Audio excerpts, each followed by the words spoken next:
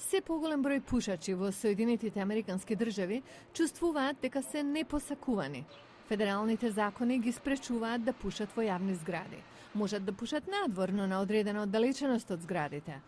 Растечки број на компании и болници не вработуваат пушачи или уште полошо, ки ги отпуштат ако ги фатат дека запалиле цигара. Меморијалната болница во Тенеси врши испитувања пред вработување.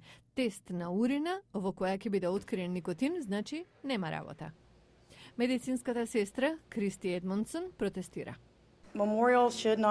Болницата не може да ни диктира што ќе правиме во слободното време кога не сме на работа, вели таа. Джеймс Хобсон, шефот на компанијата под чија надлежност е болницата, ја брани одлуката. Важно е да се создаде здрав начин на живот, а тоа е важно за целата заедница.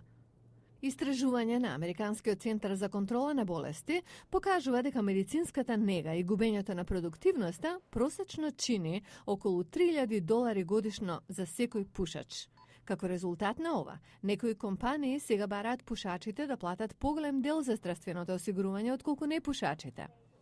Додека 29 од 50 сојузни држави имаат закони за заштита на правата на пушачите, 21 тоа го немаат.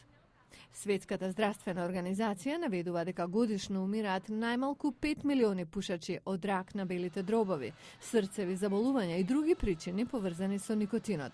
Ако продолжи актуелниот тренд, Светската здравствена организација предупредува дека до 2030-та тој број ќе нарасне на најмалку 8 милиони.